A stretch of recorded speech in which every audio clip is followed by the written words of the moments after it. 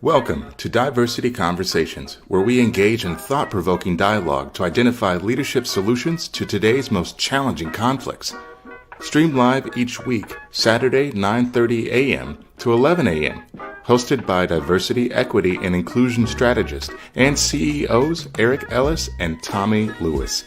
Join us and add your voice to this engaging diversity conversation.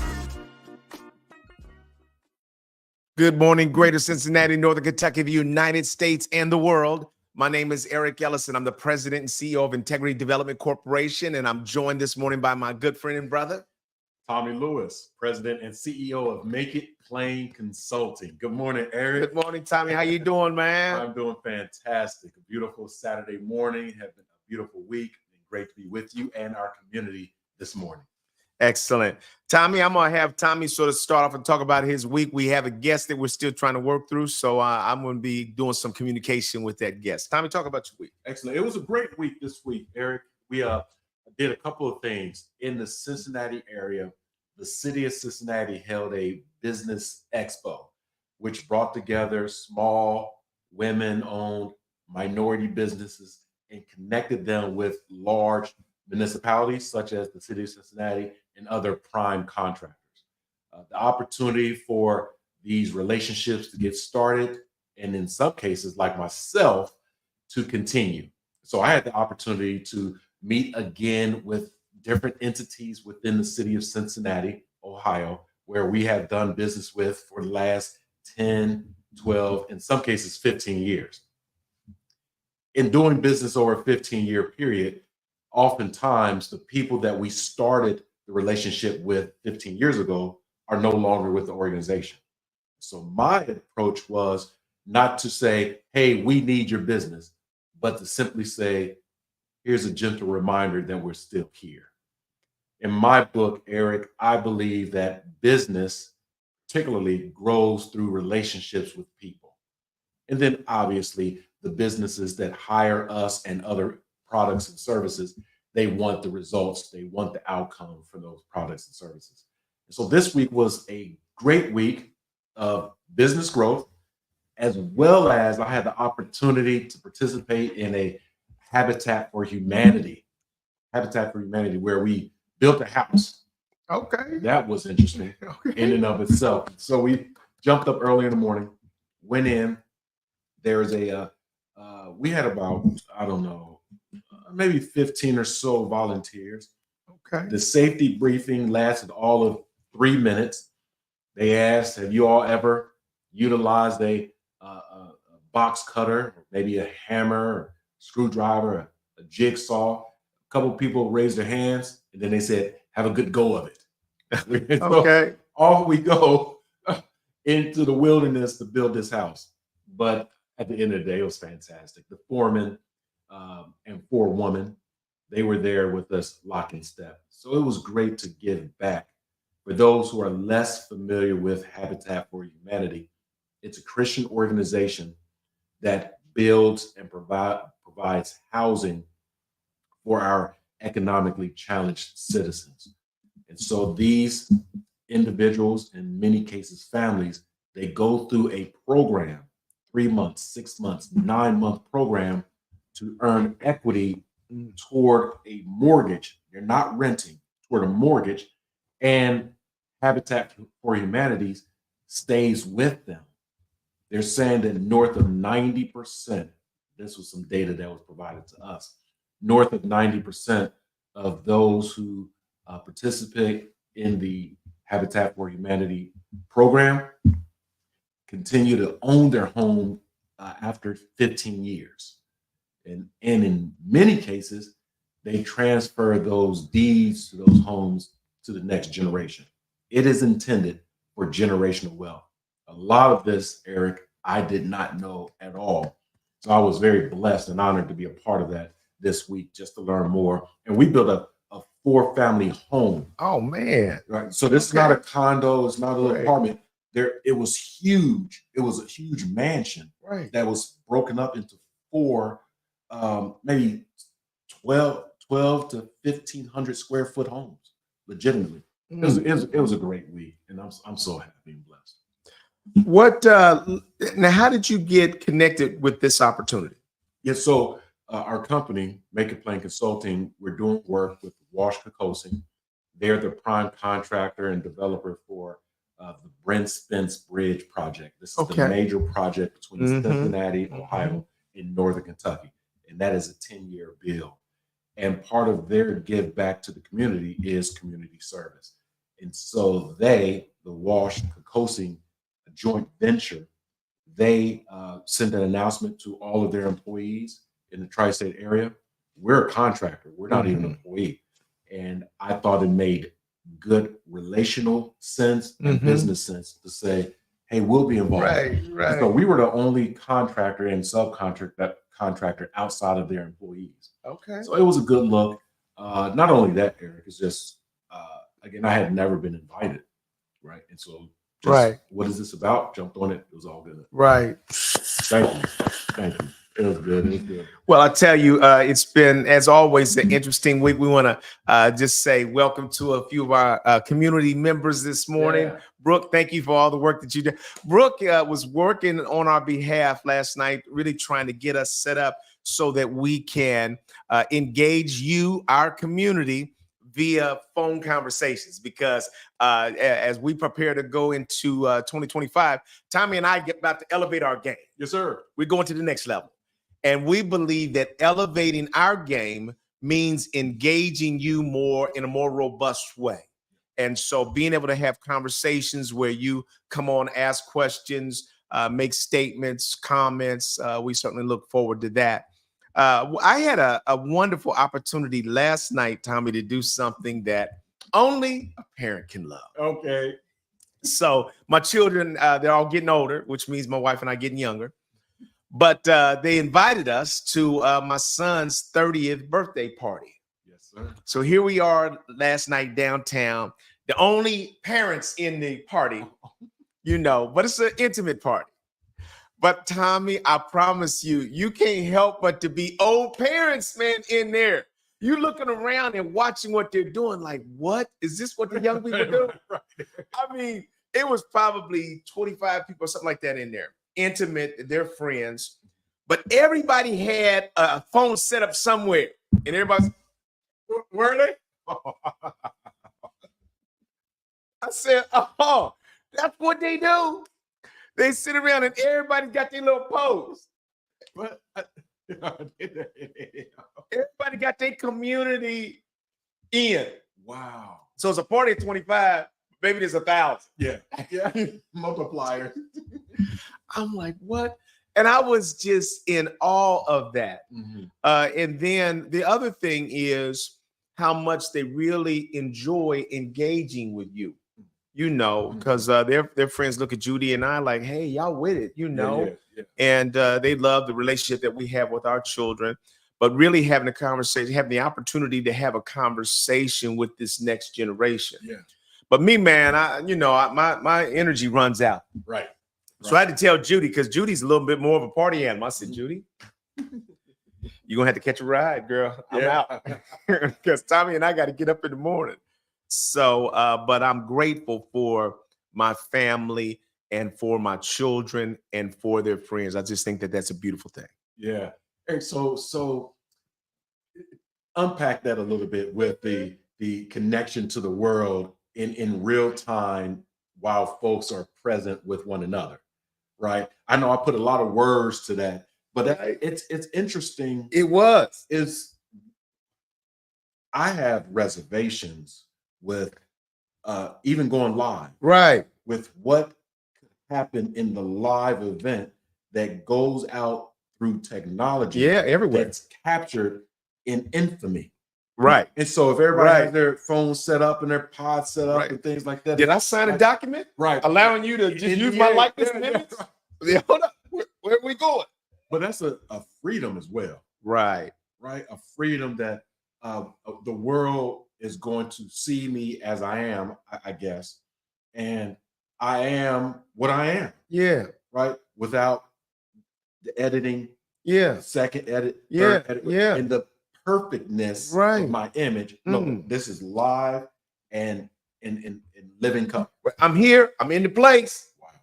Do do do do do They do do do do do.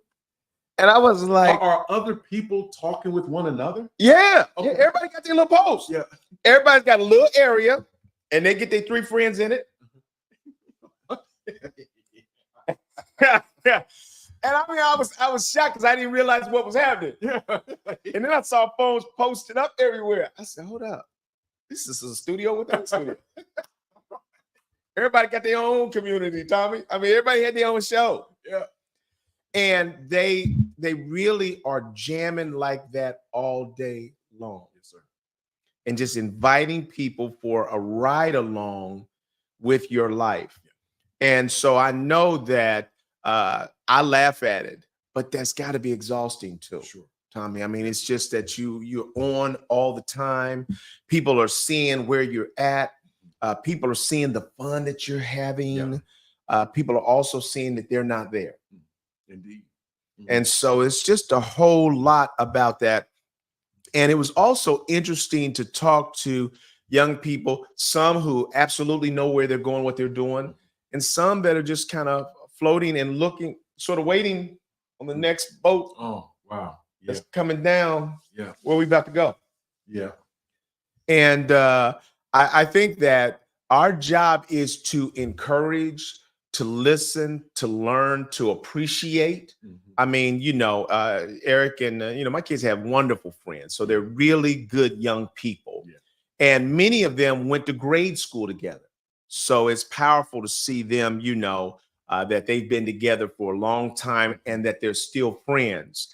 And Dr. Monica Swope and Rod Swope, their son, was there, and he's getting into golf. So I had a chance to work with him on his swing. Yeah. Just sort of a shadow, kind of working on his swing. So that was just neat. Yeah, that's good to hear. I was at my high school reunion last night, and as I'm bringing this up, it's just a kind of a double point on your children's connectivity with technology. I am not one to be in the moment and record it by way of audio recording or pictures. Right. I just don't have a lot of pictures. And I'm not shaming anyone that does that at all, because I lean to them to get the pictures of my memory or videos. But I knew people, my classmates that I've known since grammar school, elementary school, that they were constantly taking pictures, right? And there are a number of folks, maybe 6 or 7 that I know that I follow on Facebook. And this morning, there were 3 or 4 people that had maybe 50 photos of last night. Right. It was almost a movie. Right. How many photos? Right. And like, yeah, okay, that person was there. I didn't see him, or that person was there. Or I remember taking that picture of myself with the person.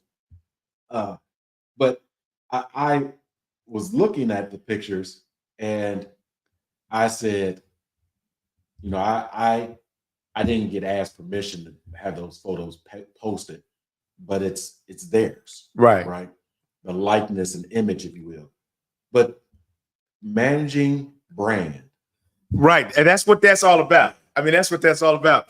Now I'm gonna let you all in on a little secret. Tommy and I were rope-a-doping just a little bit because we weren't sure that we're gonna have our guest. And I'm so glad to see her in the waiting room, in the green room, if you will, waiting to join us. We've had a chance to meet and have a wonderful conversation. And I'd like to bring her to the stage to both introduce herself. She's a Harvard grad. She's a director and a professor, I think, at Washington University. And so, good morning. How are you, my sister? Good morning, my brothers. Really good. I am Giselle Marcus. So thank you for the invitation. I am humbled to actually be here. So I'm Giselle Marcus. I am at Washington University in St. Louis. And I say Washington University in St. Louis, not Washington University in the state of Washington. I am at the Olin Business School, and I serve 2 roles. So I am a professor of practice for diversity, equity, and inclusion. I teach a course called Leading Across Differences, to our MBA students, and I'm proud to share that it is a required course at our university. But I also double hat as the Vice Dean of the Office of Equity, Diversity, and Inclusion, reporting to the Dean of our business school.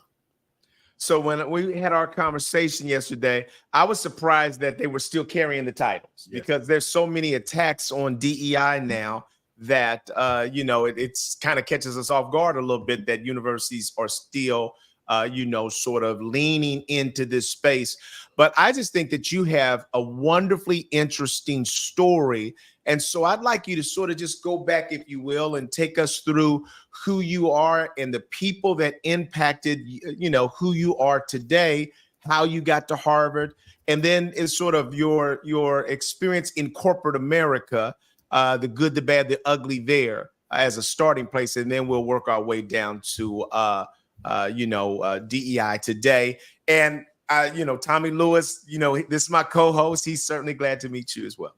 Absolutely. All right. So that was jam-packed in terms of questions. I'll start with, how did I get to Harvard? I got to Harvard.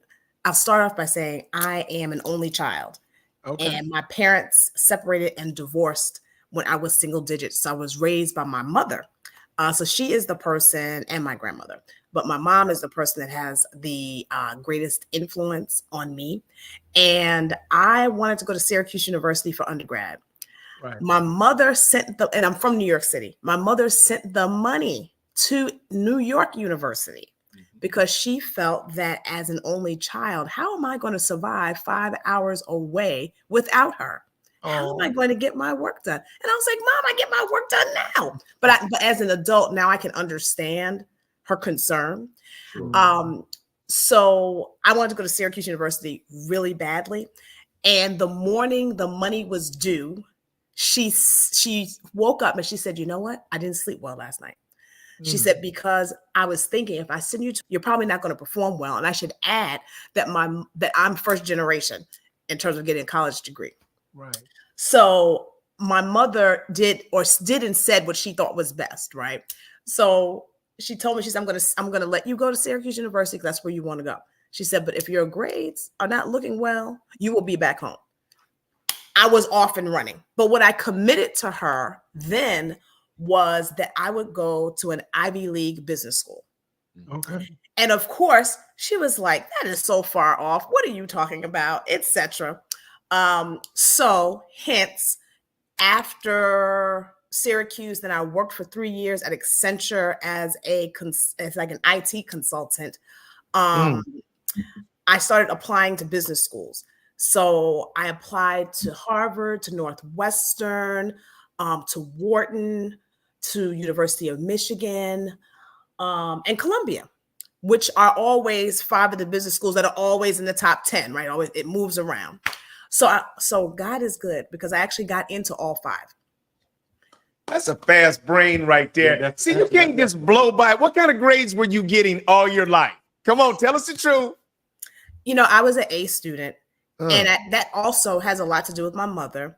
Right. And it comes from when I was in elementary school, when I would get 100 on a test, she would actually take me to like this, I'm going to say it's a little bit of an upgrade from a Dollar General. Right. And she would let me pick whatever I wanted.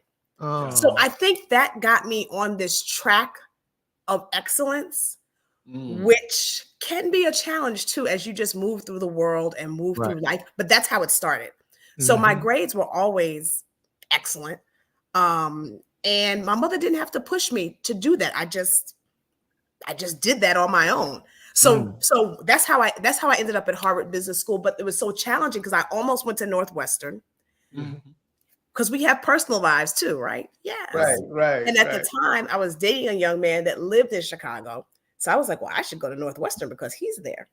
And my goddaughter's mother told me, I'll never forget, she said, you should go to Harvard. She said, because he could be fleeting. And if he disappears and you go to Northwestern, you may be disappointed you did not go to Harvard. So that's how I got to Harvard. And yes, he did disappear. So what was your experience like at Harvard? It was very interesting. So I went to public school all the way through.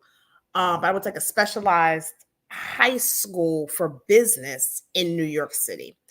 But there was a good representation of, I would say, like a third African Americans, a third Hispanics, and then the rest whites and other. So we had a really good mix Okay. in high school.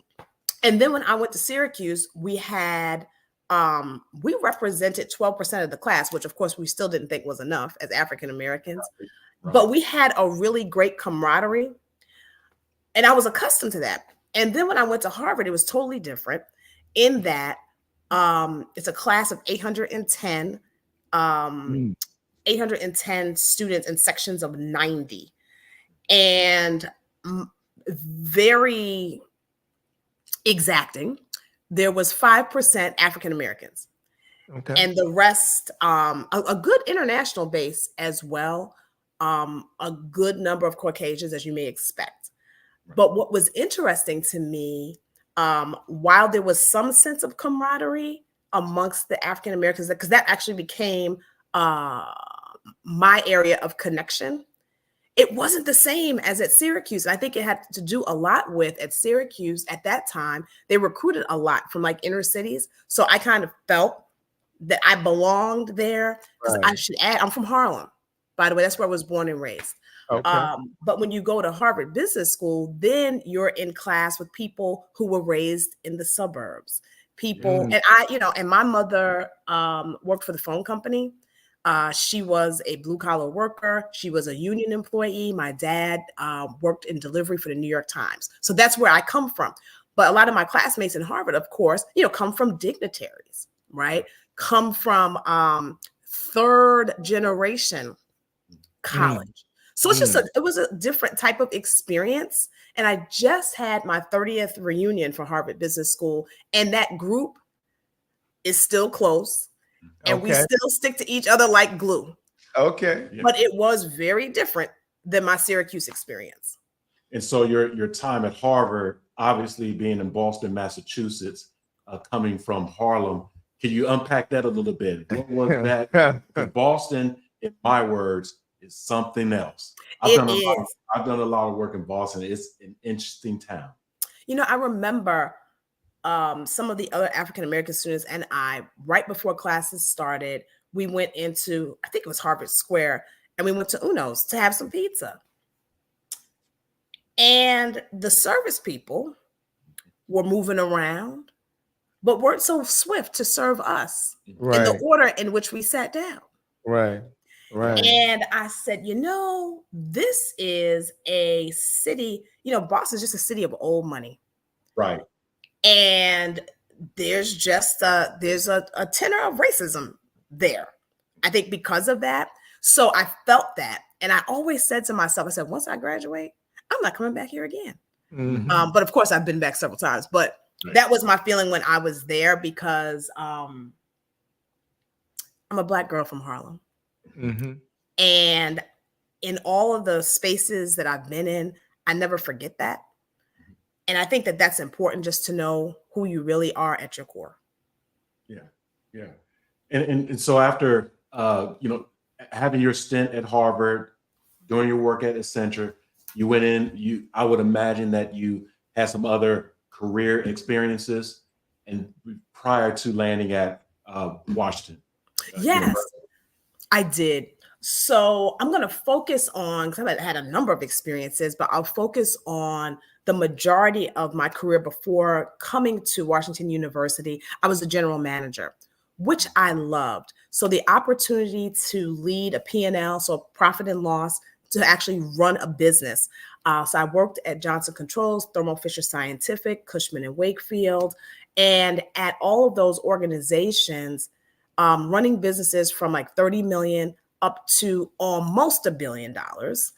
And I love doing that work. And as people of color in business, for those of us that have an interest in operations, sales, being able to run a business, to run P&L, it's like that holy grail. Like, you just have to get it, but it's difficult to actually ascertain. So I'm proud to say that was something I've been able to do in my career. And it was $800 million business that I ran was international across 42 countries, 6 continents. So I feel that I've had the opportunity to just plant my feet in great places and spaces in corporate America. Yeah, let me lean into that just a little bit as well, because I know certainly a number of African American women that are Ivy Leaguers that have gone into corporate America, but one that comes to mind, a good friend,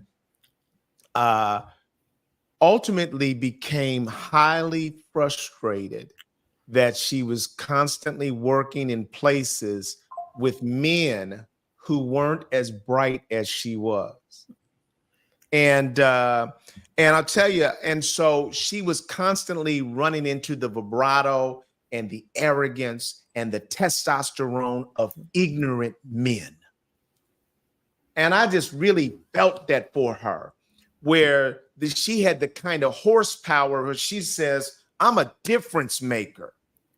Why are we acting as though all of these ideas are equivalent when I've got something amazing? And you start off almost like trying to be super humble and not trying to put that in people's faces, but it's kind of like when they keep acting like you're some kind of stepchild, then you just sort of say, hold on now. I mean, I've saved you all several times.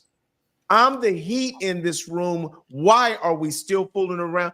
And it almost forces you to become an angry Black woman. Did you have any of those experiences? Not as much as I would think. But what I did have, what I will say is often in places and spaces where academically and career-wise, light years away from my peers. And they don't know how to handle that. Right. So you get the questions such as, oh, I heard you went to Harvard. Is that true? Now, my question becomes, if I were a white male, would you ask me that? Right. So those types of things, the microaggressions. I will say this about my time in corporate, which is another reason why I'm happy about my switch to higher education. One thing that I did witness, similar to what you're speaking about, is gaslighting. Say more about that. You just can't throw it out to gaslighting. Yeah, gaslighting, meaning when people make you feel that you are not capable of doing a thing when you are. It's that mind game they play in the workplace. So I've experienced that. So at one place where, well, 2 places where I worked, I had that happen. But what's interesting, different than the young lady you're talking about, in these instances, oftentimes it was white women. Oh, yeah. And in one instance, this woman asked, like, I'm minding my business, doing my job. She came to me, asked me to work for her. And I did, because I'm like, okay, because, you want to be sought after. And that's how you want to get jobs, ideally, right? It's for people to call your name. I went and worked for her. When I tell you, I mean, I felt like she tried to make me fail. But because I'm from Harlem, and I know that I'm a Black woman, I'm resilient. So you're never going to break me down because I'm just not going to let it happen. Now, the flip side of that, and this happened twice in my career, is, and in that role, it was a global role. So, you're kind of working around the clock because you're working the US clock, then you're working the clock, in Europe, the clock in Africa, which is a different clock than the US. And you end up on this 24-hour merry-go-round, which the exhaustion plus the brain power is exhausting. And I actually ended up having to go to a cardiologist. And for a year was put on medication because I was having these accelerated heart rates because it was stressing me out. Right. So that was one time.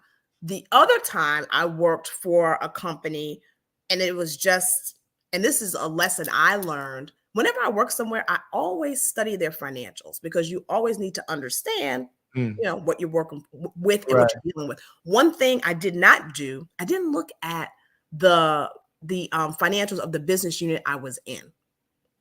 So once I got there, I realized it wasn't doing so well. Mhm. And I got hired by the president of the business unit because the person who I was going to report to, someone who reported to him. And when he interviewed me, he told me, he's like, I want to hire you. He said, because your customer service is amazing, because I have experiences of being able to turn failed relationships around. So Mhm. pretty much when I was doing my general management work, it's always they put you in the fire, the worst situation, the client doesn't like you, and they throw Right. you in there. Right. Right. Go fix it. That's how we get to country, Go fix cities, it. and everything else. Yep. Exactly. So I had that reputation. So the president said to me, he said, well, this guy you're going to report to, he's a train smash in front of customers. His exact words. And this is a Caucasian male who also went to Harvard. Interesting. Yeah. And I know it gets a little spicy now. And what happened, I go to start work. And of course, I had to interview with the person that I was going to report to, but the president had already decided, right? And he coached me. He said, when you interview with this person, say this, have this kind of tenor, because I have to have him, you know, kind of buy into the process, although I've already made the decision. Fine. I get there. My president got promoted. So I had no air cover. Right. Mm. So basically now I have a boss who didn't choose me. Yep. So he tried to make my life Hold harder. on, Yep, yeah. exactly. Hold on, just a second. Now I'm gonna constantly slow you down because air cover is a powerful concept. Explain that. Yes. So air cover means, and you can also maybe even speak of it in terms of sponsorship.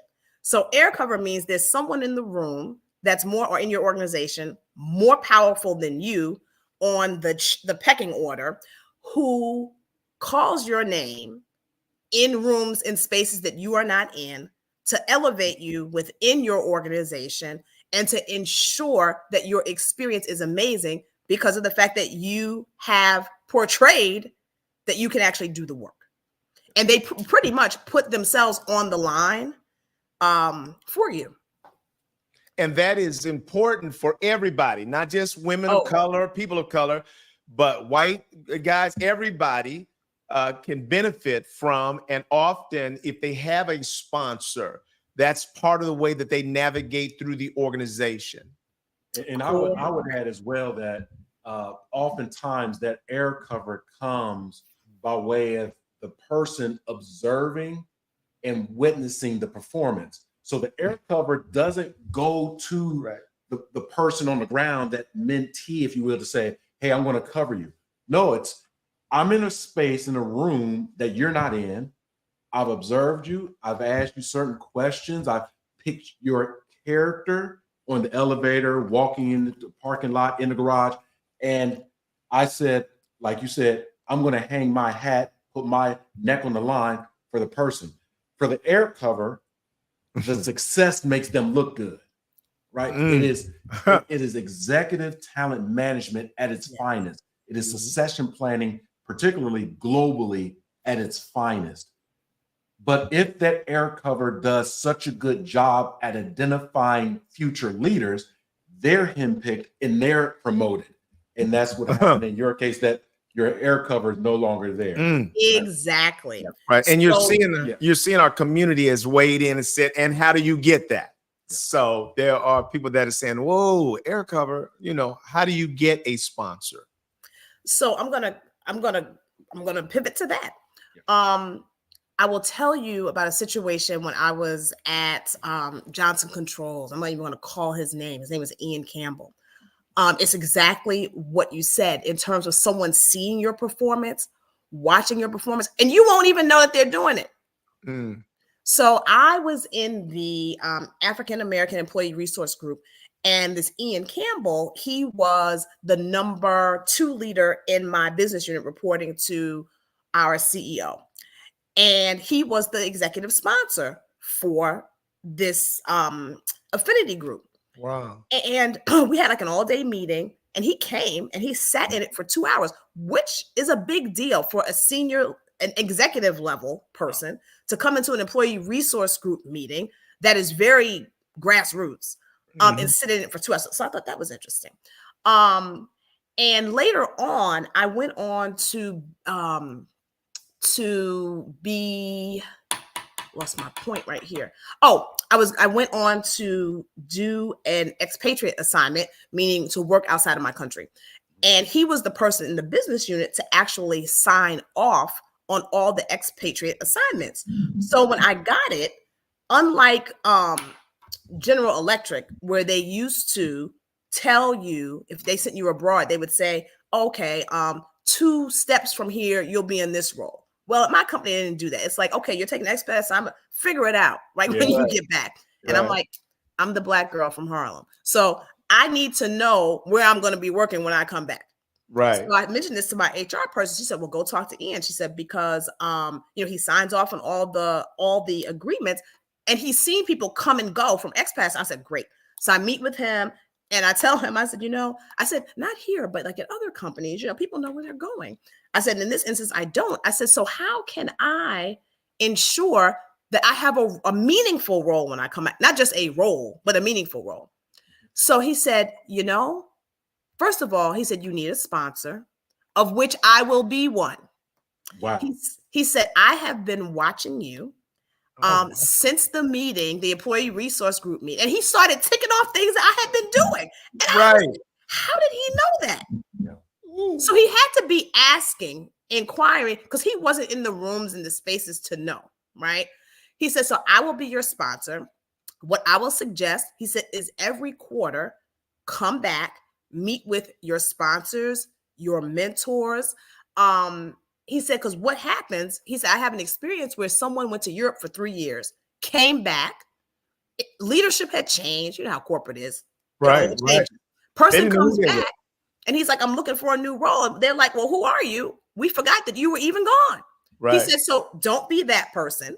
Right. So, and I did exactly what he said. I came back every quarter. And then the other thing that I did, I made sure that I just lifted him up. So I knew that he was a triathlete. And him and his wife loved South Africa. So whenever I would come back, I would bring him something that would help him with his triathletic competitions and things like that. Right. And he was just a great person. So and I should say this, I was concerned about having a meaningful role when I got back. And he also told me, he said, tell us 6 months before you get back that you're coming. He said, because we can then start planning. He said, because, we start to think about roles. And before we even ink them, we could say, Giselle should be in that role. So that piece was just really amazing. And what ended up happening, I got on my coming back, I had 11 internal offers.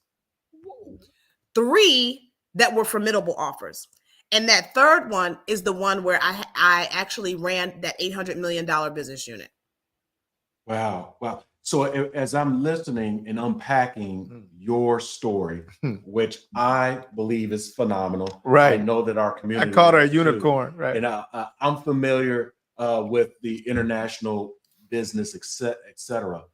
And so you had started with your education. We talked about Harvard and all of that. And then you went into your career.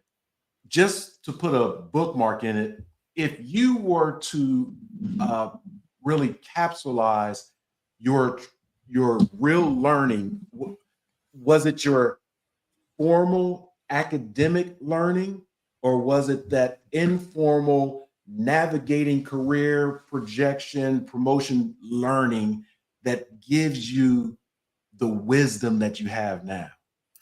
That's a great question. And I would say it's the informal learning. And it's not something that I had to learn on the way. No one told me about the informal learning. And a lot of it is my parents, they have high school diplomas. So they can only give you as much as they have. Right. So they could not tell me about the unwritten rules. They couldn't tell me about the importance of networking at work. they just told me, keep your head down, get good grades, do exemplary, at work, and you'll get the promotion. Well, that sounds good, Right. but we know it's more than that.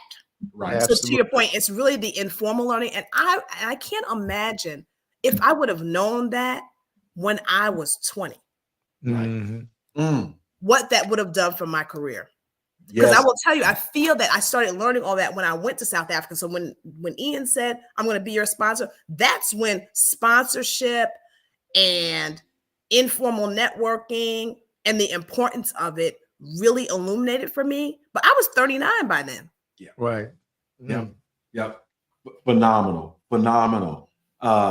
And then also just all of those experiences bring you to, and not to interject your story, we can go any direction, but it brings you to Washington University. You're working with graduate level MBA students. You're working with faculty and staff. You have a leadership role there, and you're working in the space of diversity, equity, and inclusion, right? So you have your academic experience, you have your international experience. Can you, any direction you'd like to go, can you unpack that, your history to now? Certainly. So history, again, I'm a Black girl from Harlem. So everything I like how that sounds too. I do too. So everything, I say everything, the majority of my work in corporate America, there's always a thread in that has something to do with my identity.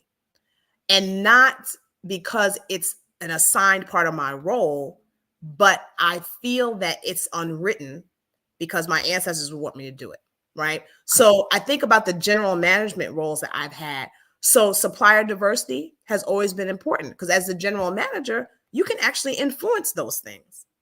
And everywhere where I went, if there was an employee resource group of people that looked like me, I was in it. I was active. I was leading.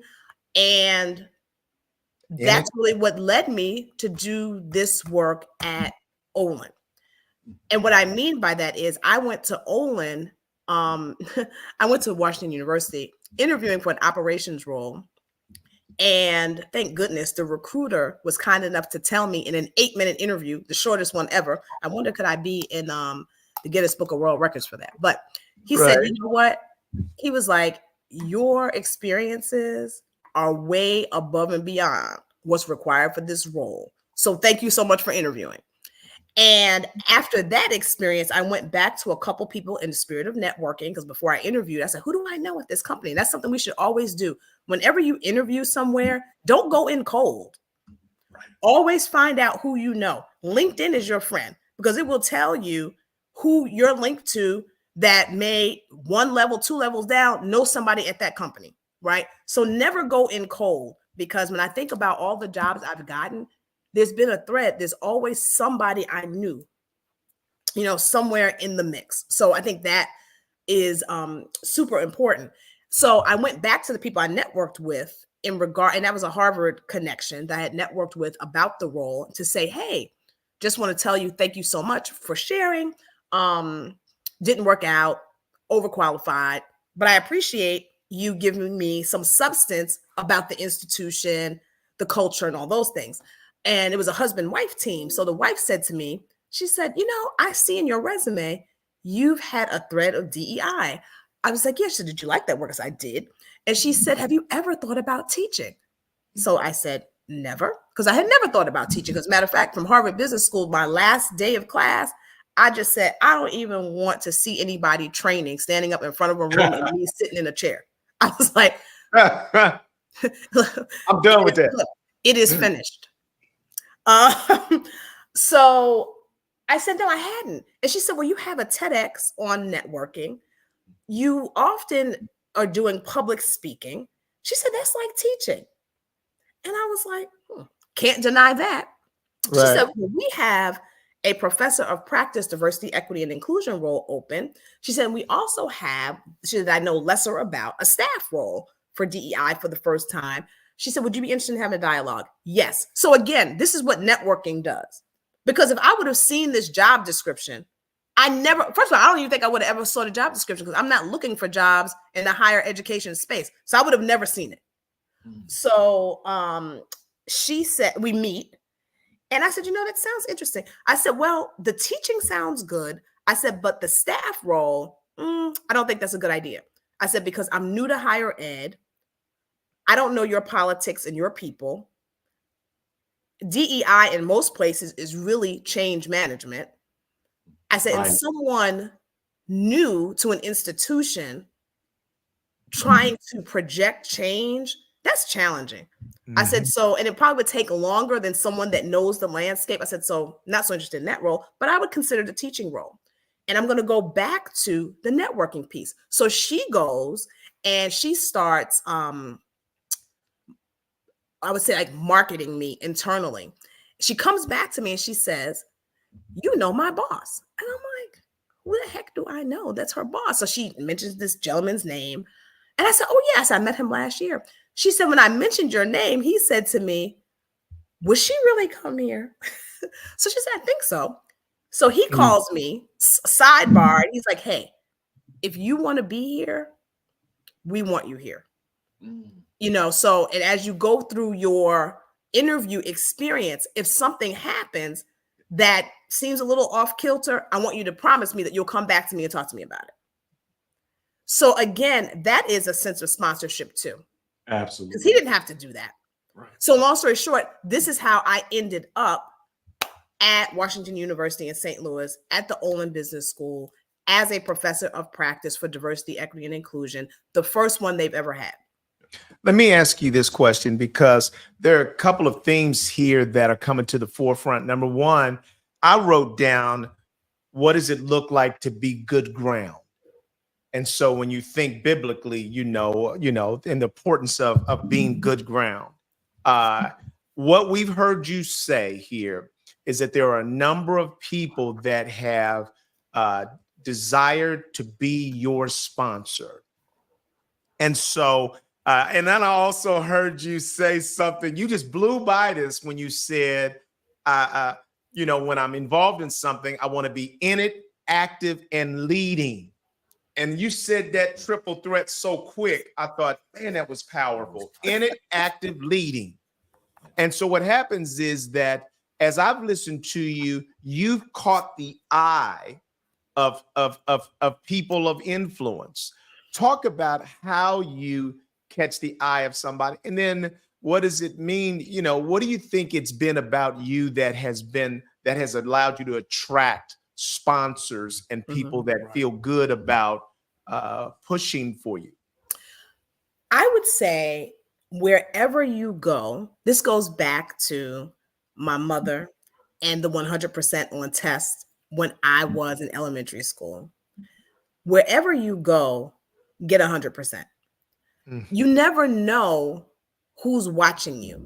So for example, the person I talked to that was sponsoring me, in the interview process, I talked to him a year prior. I remember it was a Zoom. He was in Denver. Just had a great conversation. He gave me some insights about people in his network that I could follow up with. I, in turn, went down that path, came back to him and said, hey, your friend gave me this and gave me that. This is where I am. And I would just kind of keep him abreast. Right. So it's also about closing the loop with people. It's about relationship building. It's about being seen as someone that, and even if you're working on like a nonprofit board, people are watching what you do. And you just never know the feat and the traction that comes from that, because all of the, like the sponsors that I'm telling you about, it's not like in my head, I was like, oh, I want this person to be a sponsor, so I'm going to act a certain way in front of them. It wasn't that. I was just being who I am.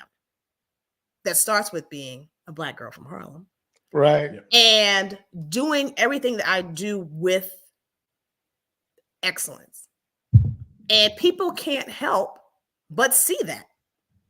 And for people who care about people and people who are looking for people that are excellent, they will tap you on the shoulder and they will call your name. Then it comes down to, then you have to be ready. Yeah. I got one here. Thank you, Miss Marcus, for bringing such energy, poise, intellect, Power. beauty, and power. I thank you for that. Thank Very you. much so. And like yourself, I know of a number of very effective, successful, and intelligent women of color, people, period. And they've navigated their careers, made it to a certain level, doing great things, but there are always those haters. It can be a person running for the highest position in the land. There's haters. It could be you, me, and Eric just kind of doing what our parents had taught us to do. Right. And the haters come out of the woodwork. Or it can be simply the industry that we're in, and it's creating some success. It is bridging gaps. It is creating fairness and equity, and the haters come out of the woodwork. Can you talk about how you have and are currently addressing or dealing with the haters? So yes, this exists. And let's talk about it in this DEI space, right? I mean, because this is a space that's wrought with haters because Absolutely. people are afraid, right? Right. That people that have been marginalized now are becoming more equitable in terms of education, in terms of experience. And it's just fear, quite frankly. And oftentimes people will be quiet about it, right? Until you push things a little bit too far. Yeah. Then you start to see people's behavior. So for me, I try not to spend a lot of time with it because I can't control it. Right. So what I have to do is not let it dampen my light, not let it get in me, and not let it impact work that apparently is damn good because it's impacting them. Yeah. So what I need to do better at is using it to propel me forward even more. Because if you have haters, what that means is you're doing something right. Right. Yep. Yep. So let me ask you to sort of help us to see this transition. Moving from general manager positions in corporate America is big dollars. You get paid big dollars. Sort of, and then transitioning to the university environment doesn't seem like it's the same big dollars, but it has some equity to it. There's so here's how I see your transition. I want you to help us understand if you see it this way. So I see you at corporate America, big dollars. Help us to understand why you made the decision to move from corporate America to the university space. And then I see you as transitioning from corporate America to university to sort of soaring into your individual entrepreneurial space. Help us to understand, is that the pathway that you're following? And that's exactly it. And let's talk about money because people want to talk about money. Come on now. So what I would say about money is, higher ed has a reputation of being low on the totem pole in terms of pay. Right. I feel that I am compensated very well for what I do. And I would not work somewhere where I was not compensated very well for what I do. So the last corporate job I had before this job, if I compare the two, I would say I'm at about the same, but with a different mix. So what I mean by that is I work full time at the university, which I would say my pay is probably about $40,000 less in terms of my salary. Right. That can be made up easily. But I also am serving on my first publicly traded board. Right. That takes me beyond the 40. Yes. Okay. Then I'm blessed to do consulting Come on now. speaking engagement, Somebody's teaching this morning. which then takes me to where I was when I left my prior employer. So I'm at the same place financially, just a different mix. And what I love about the higher education, or at least being a professor of practice versus being a tenured professor, I mean, because the holy grail for higher education, right, is this whole tenure track. Well, I'm a little too young to be climbing another ladder, right? Enough of those already. And by being a professor of practice, it's all about teaching students and preparing them in the workplace. I do, of course, weave research into there, but it's really more so talking about the experience itself of DEI in the workplace. And as a result of that, there's also sometimes you get value through things that aren't financial. So I gain value because I see, every single MBA that comes through our program has to take my course. So every year I am sending young people into the world prepared better than their peers to deal with diversity, equity, and inclusion. Why? Because right now, from the research I've done, there's only 2 institutions that require DEI in their curriculum. It's us and it's Berkeley. So what that means is that our students are heads above others in terms of education about the subject matter. Yeah. And in my last year, we had about 100 MBA students in the class. Of that, they represent 29 different countries. Yeah. So these folks are going into the world with the knowledge I've given them. And that by itself is more than enough. And I think that by itself also is pleasing to my ancestors. Yes, ma'am. Yes, ma'am. Indeed. And you are standing very firm and strong on the shoulders of our ancestors. We know about Sankofa. We know about looking back, developing that, moving forward. We thank you. You spoke about your membership on a paying board, if you will, right? So Publicly traded board. Publicly traded. Oftentimes, leaders like us, leaders like you, we're being asked to sit on nonprofit boards. And so our presence is the pay. Our presence and network is the pay. But when we sit on these publicly traded boards, we're paid for our perspective. We're paid for our thought. That's a little bit different. I want to give you a big round of applause for making that pivot. It is very seldom, right, that folks will pay you for your thoughts and more than a penny, right? More than a penny for your thoughts. And so thank you for kind of unpacking that. I want a quick pause, Eric. Yeah. I would like to take a moment to invite our audience to revisit this conversation. That's right. And share it with as many people as you can. There's one thing to allow the zeitgeist, the spirit of the times, the moment to speak through a vessel like a Giselle Marcus. There's one thing just to hear it without pause, without reservation, without stop. But then once that wisdom, that blessing is received, as I'm sitting here what just happened? Right. Yeah. Exactly. Right. Lord. Right. Whoa. What was that? I'm like, I gotta go back and look at that again. Because she said that so easily and so quickly, like it was nothing, She just climbed Mount Everest and was up there waving the flag by herself. Come on. I'm like, I'm reevaluating my own life here, Eric.